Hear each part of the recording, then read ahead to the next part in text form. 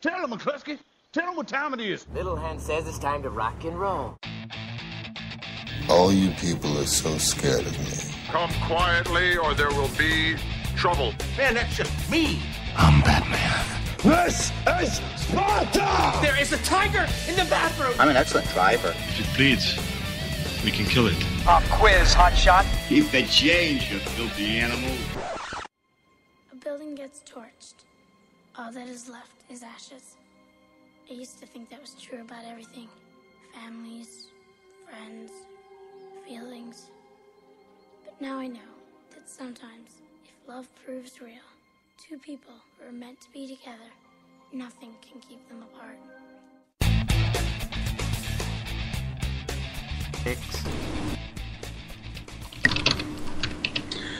Hello and welcome back to this week's Monday Movie Show, to our DVD and Blu-ray section. Coming up in this part of the show, we'll have a look at the DVD and Blu-ray top 10 for the UK, as well as reviews of these new releases. Yeah, before I go into that, I had to play that intro again, because you gave me it as the cinema intro last week. It's the Crow one, which you made, and I love that. I might keep that in the library and play that a few times, because it's got a really spooky kind of feel to it, and I really like that. But the film's up for review this week. There's a small little tiny movie called The Hobbit, which I think what's the full title? What's the full title? The Hobbit: An Unexpected Journey, or something. Because there are three of them. Yeah, you've got a small little horror film which was originally made in 2008 and only released now in the UK, called The Echo. You've got a crime kind of thriller in The Expatriate, and a comedy drama high school thing called 10 Years in the TV movie of the week. That sounds like it's going to be a very good review. Just think of American Pie but dumbed down for 12-year-olds and you get one. Oh dear. Oh no. That's what 10 years is. I'd rather not. Before that though, we're going to go through into our DVD Blu-ray top 10. Sorry, I'm just being distracted by something. Let's go straight into that with number 10, Taken to the Rubbish Tip. You weren't distracted by a little shining light on the ceiling where you're like a kitty cat trying to catch it or something? No, I had an annoying thing that popped up on my screen. I don't know why, but I think I left the It wasn't me going, hello! Because I sometimes do that. Right, no, if it had been you, then I would have just closed it. I was like, why? I kind of confused going, why did this open? But no. If it's you, I'd just go, I'd go away. I'd swat you like a fly. You can see I'm trying to pass the time away from Taken 2 because it's a rubbish film. Next. That's it, it's a rubbish film. Yeah, it's rubbish. It is, really, but... number 9, The Pirates in an Adventure with Scientists. I've not seen it. You've still not seen this? Nope, I've not seen Pirates in an Adventure with Scientists. You need to see that. It's a really good Aardman animation, and by Aardman I mean not computer generated, not computer anything at all. It's all claymation, and it's a fun British comedy about pirates who end up entering into I forget the name of it. It's a thing with, people, scientists win, and so they end up joining with a group of scientists to try and win this competition. And it's Nobel Peace Prize, something like that. That's it. I couldn't think of it. I could not think of it. That is the Nobel Prize. No, Nobel. Oh, we're going to number 8, Brave. Yeah, and he said that I would screw things up in the cinema section of the show, and I didn't, and he's gone and made a mighty fluffer there. I couldn't think of Nobel Prize, that was it. Yeah, but you then called it the Nobel Bell, so it's sponsored by Baby Bell. The Nobel Bell. Yeah, it's the award for the best cheese. Yeah, the best round red cheese. There are other cheeses available.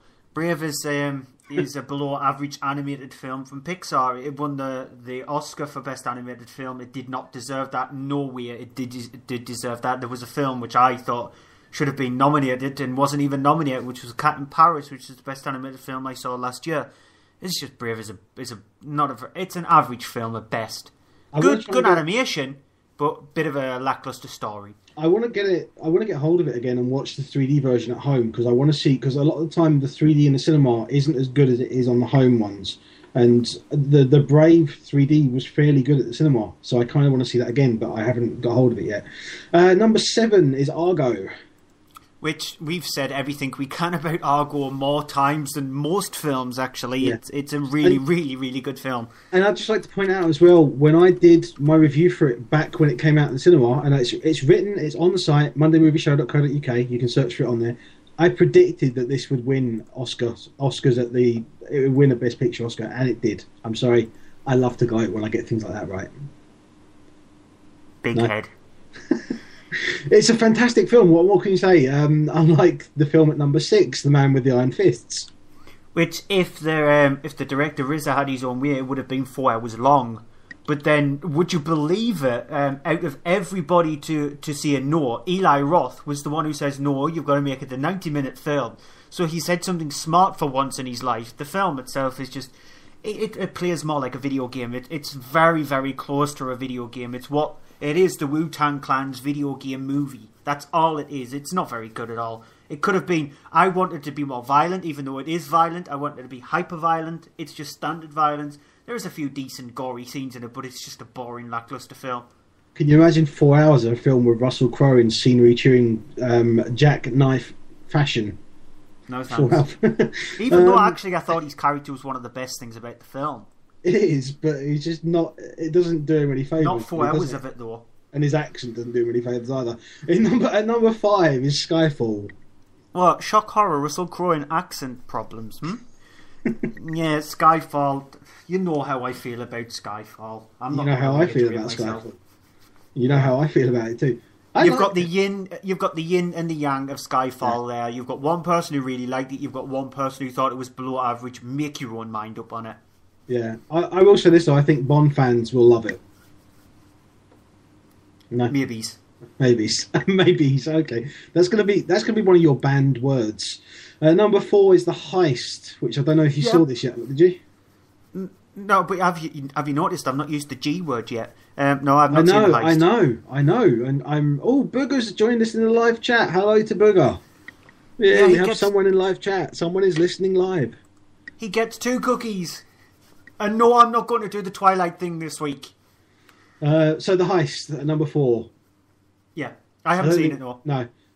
It's an enjoyable yet straight-to-video movie, which is kind of where it belongs.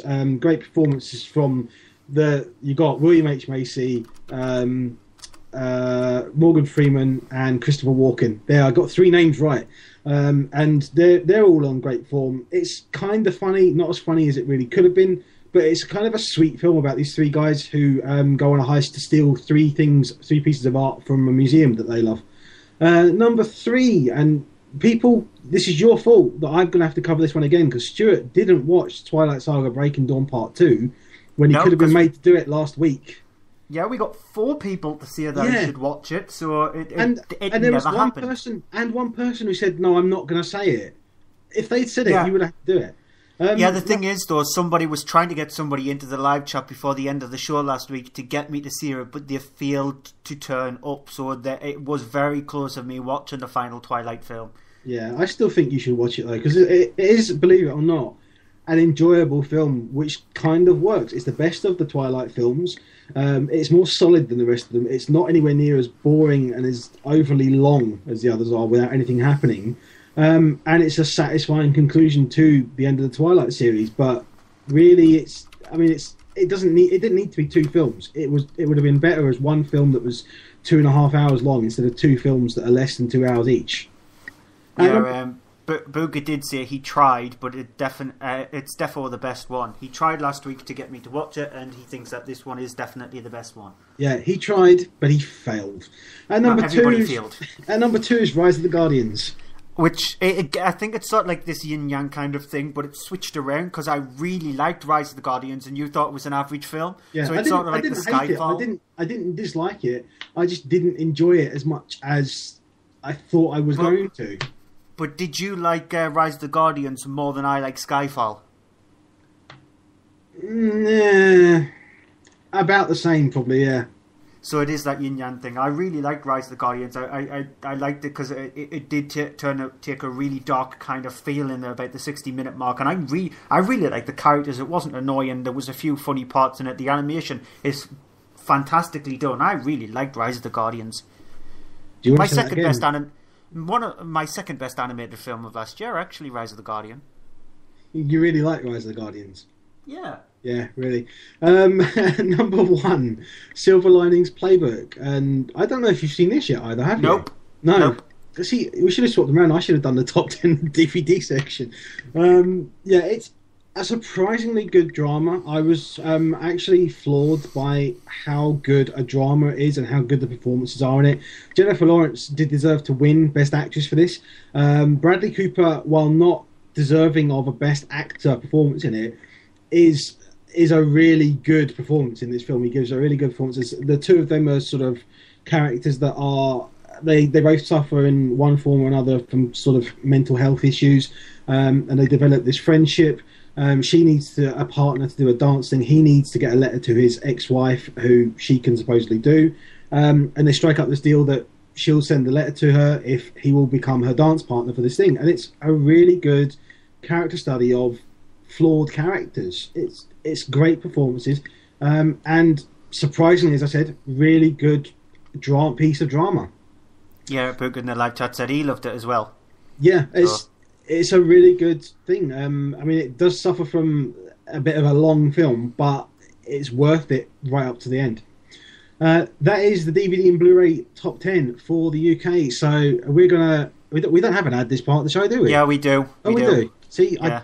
I don't know. Well, let's just play it. Right, advert. What do I need to say in an advert? Well, I need to say that we're the Gamescast. I need to say that we're on Twitter at the Gamescast. I need to say we're on Facebook. I need to say we've got a website, thegamescast.com, and I need to say we're on YouTube. Oh yeah, and we're on this thing called Spreaker.com. Don't know where that came from. What else? That's probably it. Right, better record it. Oh, crap. That was 30 seconds. The Gamescast. Grown-up gamers talking about games. Allegedly. So let's go straight into our first review in the DVD section with The Hobbit: An Unexpected Journey. This is Peter Jackson's return to the world of Lord of the Rings. In the prequel book, The Hobbit, this one being again split into 3 films. This is the first one with An Unexpected Journey. The other ones are The Desolation of Smaug and something else, I can't remember it. But the first one is starting off with... There and Back Again, it is. The first one is starting off with a younger Bilbo, played by Martin Freeman, who was played originally in the other trilogy by... And I've completely gone blank. Ian Holm? Ian Holm, yes. See, you're on fire tonight. Oh, yeah. In this one, it starts off with him as a younger Bilbo, when turning up at his door one after another. In the Shire are a bunch of dwarves who are all sort of this band of dwarves, this group who have come together because there are signs that their home, which is a hollowed out mountain, which was a lair of dwarves, which was taken over years before. It was taken over by a dragon, which then has laid tomb to it and made it its own home, and all the dwarves were forced to leave it and flee. Now, signs are that the dragon, which is called Smaug, is no longer there, or it may have gone, and its signs are that there may be an option for them to return and get back to their home and recapture it for all the dwarves. So they've turned up, as they've arranged to meet with Gandalf, played again by Ian McKellen, all meeting up. Sir Ian McKellen, yes, I know, but they've all agreed to meet up there at Bilbo's residence before they all set out on their journey, because of the fact of that Gandalf has chosen Bilbo to be the 14th member of their company. Here's a clip.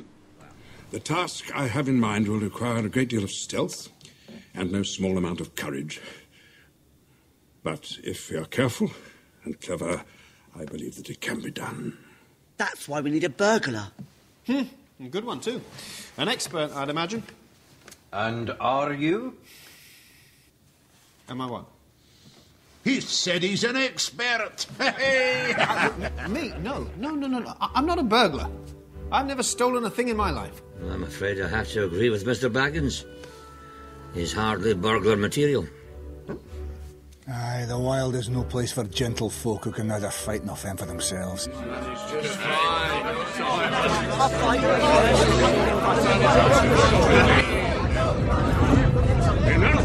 say Bilbo Baggins is a burglar and a burglar he is. Hobbits are remarkably light on their feet. In fact, they can pass unseen by most if they choose. And while the dragon is accustomed to the smell of dwarf, the scent of a hobbit is all but unknown to him, which gives us a distinct advantage. So after that, they all set out on their journey and head towards the Lonely Mountain, as it's called, and along the way, encounter in their journeys the usual goblins and all sort of things, and a group of sort of goblins that are particularly chasing after them. I just had a question in the chat from Booger, who's asking if it does come on 2 discs like the Lord of the Rings box sets. The Hobbit itself comes on, the DVD and the Blu-ray are 2 discs, but the film's on just 1 disc, and the movie's on the extras on the second one. There's a 3D version as well, because this was done in 3D as well, so you have the 3D Blu-ray option too. The thing with The Hobbit is a lot of people have been going on about the running time of it, considering that originally it's 1 book, and that Peter Jackson has made it into 3 films because he's taken all the things out of the appendices of the Lord of the Rings books. I didn't have a problem with the running time. I can understand why some people did. It does take a little while to get going at the start, but I think that's perfectly fine because it's setting up the characters. You're getting to know the characters. It does take about the first sort of 45 minutes, and it's a 2-hour and 50-minute running time. So the first sort of hour of it almost is all at the Shire, and you have Martin Freeman there with all the dwarves turning up, which I found to be quite fun and joyous. And then it goes off on the journey, and things start to ramp up a bit. It's really well shot. It's Peter Jackson. He's just doing more of what he did with Lord of the Rings, what he refined with Lord of the Rings. He's done it in 3 films before. This is essentially the 4th film. If you like the Lord of the Rings films, I have no doubt that you will enjoy this. You'll like this as well, because it's just more of the same. But you're getting to see some of the things that were referenced to in the Lord of the Rings. You're actually getting to see those things coming to pass now, which is what I kind of love. There are little bits here and there where I was like, oh, I recognise that from that, and loads of things that are sort of link up to it. So I found this really enjoyable. I am really looking forward to the second one at the end of this year and end of next year. And it's just, for me, it's as good as any of the Lord of the Rings films. Yeah, I have to disagree with you on that, because I actually have finally watched the extended cut of Return of the King. I don't know what kind of mood I was 4 in. hours, 4 hours and 20 minutes, I think it is. Isn't it? I saw that film for was shown the Lord of the Rings trilogy. I think it was that maybe sparked a thing in my brain. So I watched the Fellowship of the Ring, I watched The Two Towers, and I watched Return of the King. I actually sat down and watched each one of them, and it just reminded me how brilliant those movies are. I know two brilliants there, but they are absolutely fantastic. It's one of the best trilogies ever made. And then it made me realise how very average The Hobbit is. Because I'm a huge fan of Lord of the Rings. I've read the books. I've read The Hobbit as well. I just felt like, even though if you watch The Lord of the Rings, you can see the special effects are a bit dodgy now, but they still hold up. I think the special effects in The Lord of the Rings are better than the ones in The Hobbit. I thought The Hobbit was just well overdone, specifically in the opening sequence, the opening 10 minutes, where you see the attack on the dwarves' homeland. There was a few elements in that which were really badly handled. It's got the feel of a Peter Jackson film, him returning back to the Shire and the world of Lord of the Rings. And I'm hoping that The Desolation of Smaug is sort of like a brilliant movie, because I'm definitely going to see it anyway. This has not put me off and seeing it. And I probably will end up getting The Hobbit on Blu-ray anyway, just because I've got the Lord of the Rings collection, and it's sort of like the next trilogy. It's like Star Wars. But I'm hoping it's the kind of feeling that I had with Star Wars when they released the 1, 2, and 3. I'm hoping it doesn't turn out like that, because a lot of people hated that who were huge fans of the original trilogy. So I'm hoping that's not going to be the case. And I'm hoping this is just sort of like a decent stepping stone onto that. It's just the problem I have is that they made it into 3 films when it's only 1 book. There is just not enough content there to make it into 3 films, and at times it does feel stretched. And it is on for 2 hours and 50 minutes. 17 minutes of that is credits, so it's around about 2 hours and 35 minutes. It did feel slightly over long. Booger in the chat saying it did feel long in the cinema, not so bad at home. So I haven't watched it at home yet. Maybe it might be better as a home viewing, so I'll probably will end up watching it again. It did feel overly long in the cinema, but it's just I felt it was slightly too long. The special effects weren't as good as in the Lord of the Rings trilogy. But there is hope that the Desolation of Smaug and There and Back Again are just going to be blowing me out of my seat, and I'm probably going to be eating my words when I watch it a second time. I'm hoping that's the case. You never know.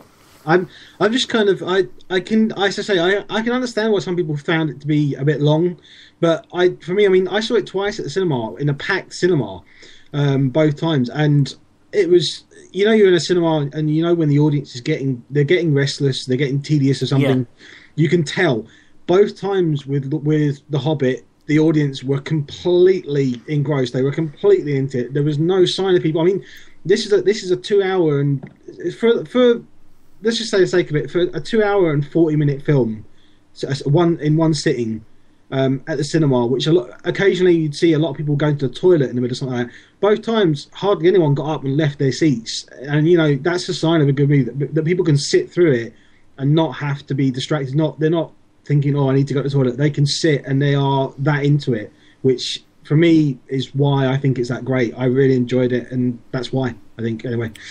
Yeah, one quick thing though, it's Lord of the Rings related. If you go onto YouTube, Mark Savage of Following the Nerd, he tweeted this last night. Oh, the fun trailer. I can't remember what it's called. Is it? Yeah, the honest trailer of Lord of the Rings. Yeah, watch that, because that really did make me giggle. It was really, really funny. We might put it up on our site, maybe. Yeah, possibly. I've got to say, I actually did laugh out loud at the bit. I won't say what it is, but the bit with Legolas and introducing Legolas, I actually burst out laughing physically loud in my chair at that time. Booger says, agree, we were engrossed in the story, just my arse was aching. I think it's probably detrimental down to what kind of seats your cinema has. It's like I said, if you're in a film for that long, most of the time if someone needs to go to the toilet, it's because they're not that engrossed in the film and they're not thinking, and it's, the idea at the back of the mind is that I need to go to the toilet. And you could easily sit, for the majority of people, could easily sit still and not need to go. But because you're that bored with the film, you start thinking, oh yeah, I do need to go to the toilet, and you get up and you leave the film to go to the toilet. It's kind of a weird thing to say, but with Lord of the Rings, I said people didn't get up and leave, so it must have been doing something for them. Yeah, but I still felt it's slightly too overlong. As you can tell, we're stretching this review out a little bit because the next 3 films that we've got a small movie, so let's move on then. Release of the week. Let's move on. Oh, we're not going to talk more about The Hobbit. Actually, no, let's move on. I don't want to really. Yeah, because we are going to have to mention it in the top 10 for probably the next 10, 12 weeks, so we're going to have to try and find something to say about it then. No, we're just going to say, go back and listen to this week's show. Yeah, exactly. Well, I'll get on to my first review is for The Echo. It's not the newspaper in Sunderland. Our newspaper in Sunderland is called The Echo. So it's not a newspaper. This film was originally made in 2008. And it's only just come out over here now in 2013, direct to DVD. It's directed by Yam Loranis. I've never heard of him before. I don't know what other films he's done before. It stars Jesse Bradford, who plays Bobby. He's an ex-con, an ex-criminal who's just been let out of prison. He's discovered that his mum's passed away, and so he decides to go and stay in his mum's apartment. He's been told by his parole officer that he needs to show up every Tuesday to make sure he doesn't violate his parole. And so he goes to stay at his mum's apartment after his mum's passed away while he was in prison. And just strange things start to happen. He bumps into an ex-girlfriend of his, Alicia, played by Amelia Warner, who works in this diner, and he meets up with her one day in there. And like I said, strange things happen in his apartment. He hears noises, scratching noises. He starts to say weird things. Something might be happening with a neighbour of his where he keeps on hearing loud banging from there, some screams, specifically the woman telling her husband not to hurt her, etc. Her husband's a police officer, and as you can tell, Bobby doesn't want to get himself involved with him just be coming out of prison, and he doesn't want to find himself back in prison. And it's just, it is a ghost story of sorts where something might have happened on that floor, but people will not tell him, and Bobby needs to discover what is going on. Now, The Echo, even though it is a movie that originally was made in 2008 and it's only just come out now, it is a release which very few people will have heard of, and even I didn't hear very much about it until I wrote out the list of films that we're reviewing this week, and I watched it and I was pleasantly surprised. It's a decent film. Last year I reviewed a film called Apartment 143, which was a Spanish funded film directed by an American director, which very few people heard of, and I really enjoyed it. This is surprisingly decent. It's creepy at times, but the storyline, when you find out what is actually going on with these noises, where they're coming from, what originally happened, is very engrossing. It's not just down to a ghost thing that's causing all the problems. It's very engrossing, and the characters are very well played, and it's a really good film. You can tell why it's gone direct to DVD. It's not a film that would have done well in the cinema, but for a direct to DVD movie that's slightly creepy at times, it follows the same kind of feel as a movie which Hammer released called The Resident, which had Hilary Swank and Jeffrey Dean Morgan in it. But it plays out much better than that. It's a bit more creepier than that, and I actually enjoyed it. I thought it was a decent, small little film. We're getting a lot more of these kind of, I don't want to say horror knockoff, but these ones that they're trying to do something new with a same old idea. And yeah. I mean, do you think we're going to see a lot more of these? I mean, is this one, you say you can see why it's gone straight to video. Yeah. I mean, like I said, there was a film in the DVDs, in the cinema section, All Things to All Men, which I think it didn't really need to have a cinema release. It would have been just as good on DVD. Would this have been, would it have been a different atmosphere in the cinema? Would it have worked in the cinema? Yeah, it would have. It is a small kind of story, and I've seen films which are much worse than this, with on a much smaller scale, which were released in the cinema. I went to see a film a few years ago called Rika, which I was really surprised it got a theatrical release. It actually got a very wide theatrical release as well. The sequel went direct to DVD, and that's only set in a small little motel room area. You look at films like Vacancy as well. That's a small, even though it's got a bigger cast, it is still a small film. So I've seen movies on a much smaller scale than this that have gotten theatrical releases, and this is better than most of them. Actually, I think it's probably nicer that it was released on DVD, because then it's more of a hidden gem that way. That you think, oh, I'm not sure about this film. You might see it for like £6 and think, I'll give it a go for that price, and you watch it and think that actually was a decent enough film. Yeah, I mean, I'm kind of asking that because I'm going to go on to the Expatriate, which is a movie which it's kind of that sort of same thing where it's been released here straight to video. I think in the US it's been given a very limited release. I think they were going to release it here in the cinema, but then didn't and put it straight to video instead. It's a movie that's written by Arash Amel and directed by Philip Stoltz. It stars Aaron Eckhart as a man who is a ex-CIA agent, and he's living in Brussels with his daughter, played by Liana Liberto.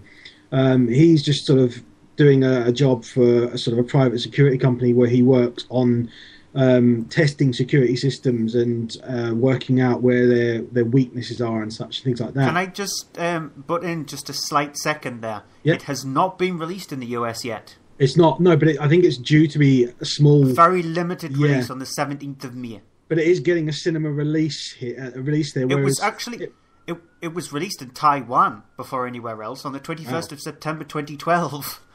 But they were planning, I think, to release it in the cinema here, and I don't think they did, because there was talk about it, and then all of a sudden it was coming out on DVD. But it's the whole thing of that you have him, Aaron Eckhart's character and his daughter. Things seem to be going okay for him. He's just living his life as normal. And then after something happens when he's testing one of the equipment that he's been given to test at work, He then returns home and then comes to work the next day, and there is no sign of anyone there. The place has been completely cleaned out. Doesn't have any idea what's going on. The company does not exist, and there's no sign of it. His login to things like his email and such don't exist. And he starts to try and investigate and find out what's going on, when at the same time it turns out someone is actually after him, and an assassin is trying to kill him. So he decides that he has to then go on the run and get in touch with his old contact at the CIA, who's played by Olga Kurylenko. So it's one of these kind of typical person found in a situation unexpected and then have to go on the run and survive to actually get to the end of the film, basically. It's the thing about I'm querying about the cinema is because this is a kind of film that it actually would have been okay at the cinema, I feel. It's gone straight to video, and it is kind of B-movie action film, but it's above average. It's well directed. There is some good action sequences in it. They're sort of a bit tight here and there. There's decent performances in it. It's a little bit predictable, but no more so than some of the films that we have seen at cinemas lately. It's an hour and 40 minutes long. The one thing I do have an issue with is that when you get to the end of it, it suddenly ends and the end credits start rolling. It doesn't take time to wrap things up. I don't know if that's because of issues they maybe have with funding or not, because it is a small European film. It's not an American-made film. It's a German-made film. And it does have that European feel to it as well, especially being set in Brussels as well. So it's a kind of it's the kind of thing that you would maybe see if it was in France. It would be like Luc Besson produced or something, you know, that kind of thing. Yeah. But it's not. It's like a German version of a Luc Besson film, and in a good way, not a ridiculous bad thing. I've got it down here as Belgium. Is it Belgium? I think it was. I thought it was German, maybe because I think the director is German. So I think that's maybe why. In the US, it's going to be called Erased. Erased, yeah.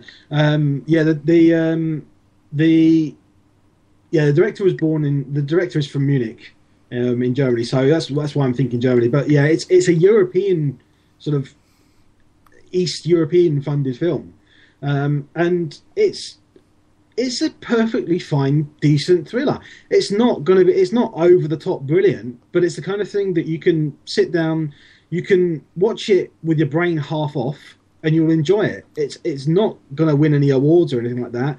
But Aaron Eckhart is perfectly fine in it. Olga Kurylenko in it she's not in it that much, but she's perfectly fine in it. And the actress playing his daughter, who is in it for more than I was really expecting, she is actually pretty good in it as well. And so I was sat down, and by the end of it, I was kind of like, you know what? That was not bad. I kind of liked it. Good time for Olga Kurylenko because she's in the new film Oblivion, which is we'll be reviewing next week. So yeah, I'm really looking forward to that. I am. I'm reviewing it actually. I know, but I'm looking forward to it. I'm seeing it as soon as I can. Yeah, I'm seeing it on Wednesday afternoon myself, so I'll be reviewing it on Following the Nerd. I'll be writing it up. Nice. I'll be putting it on. I'll actually be doing my first written review in quite a while. The end of next week because I'm going to see Evil Dead, and so I'm going to write a review up for that. Yeah, there you heard it, people. Stuart is going to write a review. Yeah, I know. I very rarely do them, and they're rubbish, so you can tell the reason why I very rarely do them. Right, the final film of the night is 10 Years. It's directed by Jamie Linden, and it's got a decent enough cast. It stars Channing Potato Head Tatum. I haven't done it in a while. I had to get it You are banned. His next two films, you cannot make that reference. Yeah, well, it's been a while, so why not? It's got also Rosario Dawson in it, and Justin Long and Chris Pratt, and if you've seen the American Pie reunion, then you can. This film follows exactly the same kind of suit. It's about a group of high school students who go to this reunion 10 years later. They meet up just to see if anybody's actually changed. Lo and behold, you can probably guess most of them hasn't. There is a couple which is played by Channing Tatum and Rosario Dawson. Well, a couple. It's Channing Tatum and I can't remember who she was. I haven't wrote it down. But there's a couple by that. They're really in love. And then at this party, at the reunion itself, Rosario Dawson's character shows up and causes a bit of a spat. He's a clip. What are you doing? What are you doing? You left me out there for I don't even know how long. All by myself. I've been in here 2 minutes. Yeah, 2 minutes is too long. Stop. All your friends are out there. I don't care about them. I care about being with you. But Cully did ask if I could go out to the car with him and Dre. That's what this is about. Go ahead. I can go? Yeah. You wanna come? No. I'm gonna hang out with Sam. No, just... But you can't have more than 2 puffs because you're a lightweight, remember? Oh, is that what I am? Really? Yes, don't you remember?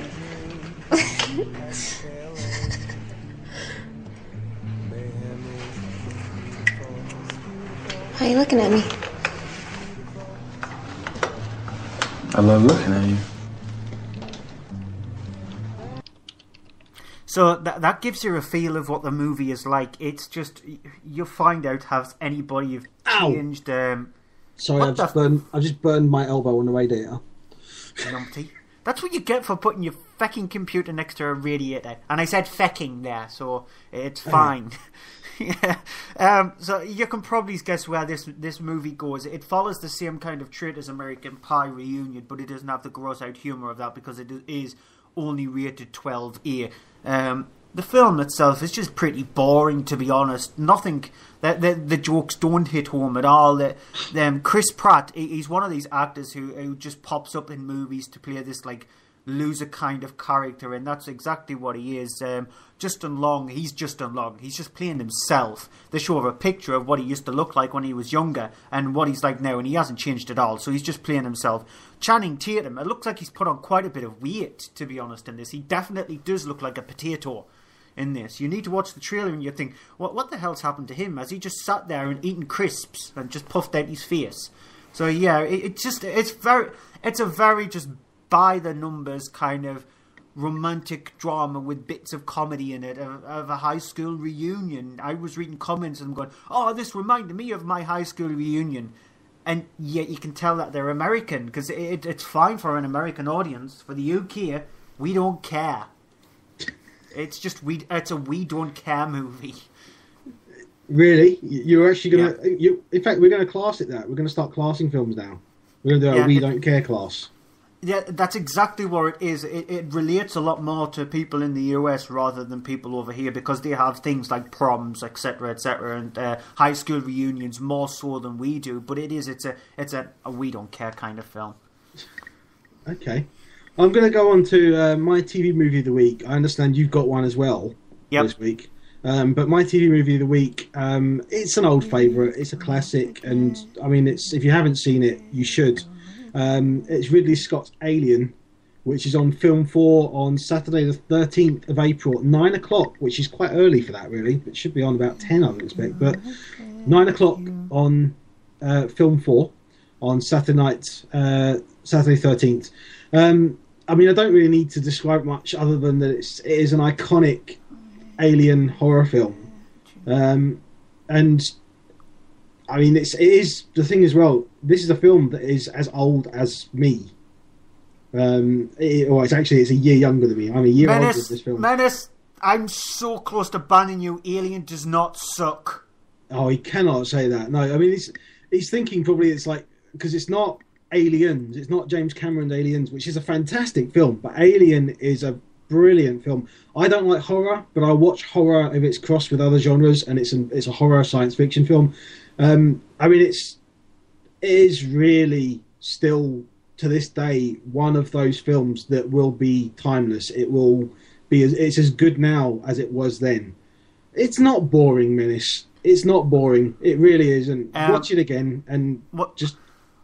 Yeah. Well, what about my TV movie? Now, I know Dalek Sector. I'm not going to mention Ghibli films. They are still showing the Ghibli season on Film 4, but my film is not that. It's because there's a film out next week. Well, it's out next Wednesday, which I'm going to see it. I'm highly looking forward to it. It is Evil Dead 2. It's on Film 4 Friday at 20:11. It's a genius horror movie. I love Evil Dead 2. I just love it. It's mad, absolutely insane. They're not showing Evil Dead, are they? They're just showing Evil Dead 2. Nope, they're just showing Evil Dead 2. Yeah, it's a shame they're not showing the first one, because I haven't seen them for years. I saw them years ago, and I can't actually remember them. I remember Army of Darkness, though. I don't know why, but... But yeah, Evil Dead 2. Yeah. 11 Friday, the 12th. That's it for this week's show. Thanks to you guys in listening in the chat, despite your disparaging remarks about things like Alien. He was joking. Yeah, he says just winding you up. I don't believe him. Liar. That's it for this week, though. Thanks for listening. If you're listening to us on the things like on the catch up or on iTunes, things like that. I'm saying it right on iTunes. That doesn't sound right to me. It is. If you're listening to the podcast, bear in mind. Start again. Just start. You've got like 5 minutes, so start again. I was just saying, bear in mind that you can also listen back to any episode of the show on Spreaker. So you can go on Spreaker.com and find us on there, and you can go back and listen to the previous editions of the show as well. Please check out the website mondaymovieshow.co.uk because we are doing written reviews, including Stuart's first written review in what must be about a year now. No, it's not that long. It must be. No, I wrote a review up for Cabin in the Woods. Which was out when? Last year. Yeah. But late last year, so it hasn't been a year since I've wrote a review. Coming up on I'm going to have to check on that, but it's definitely not a year. There's also a bunch of shout outs I'd like to give out now. We've got Following the Nerd, who Stuart does appear on there Thursday nights. Their show starts at 9 o'clock. Stuart goes on there with the UK Top 10. You can also find out their site, followingthenerd.com. You've got The Holocaust, which is holocaust.co.uk. Our good friend Bounty Ball, who is, I think he's, Dalek's in the chat, so Dalek, help us out and confirm this. Is there a special one-off due soon for the Holocaust podcast? I want to put in a second. October the 24th was the last review I posted up on the site and was for the Blu-ray of Chernobyl Diaries because I was asked by Mark from Following the Nerd to write one up, and so I did. See, that was the last review that I put up. You get asked by Mark to do one, you do one. You get asked by me. It's just because no. he was going to do a review up for Following the Nerd, and he didn't see the film, and so I said I already saw the film, so I'll quickly write one up for him. Did that use the G word? I believe it did, didn't it? No, I didn't use the G word. No? Okay. No. There's also the other Stuart, who is on From Page to Screen, which is fromPage2Screen.com, with the number 2 in the middle instead of TO, who is doing his own podcast as well. He does a couple of them now, including a British movie one, which is great for keeping up to date on a lot of the British films that are out. And we've got Menage a Geek, who is Alan, who is a good friend through Following the Nerd, who is all about gaming.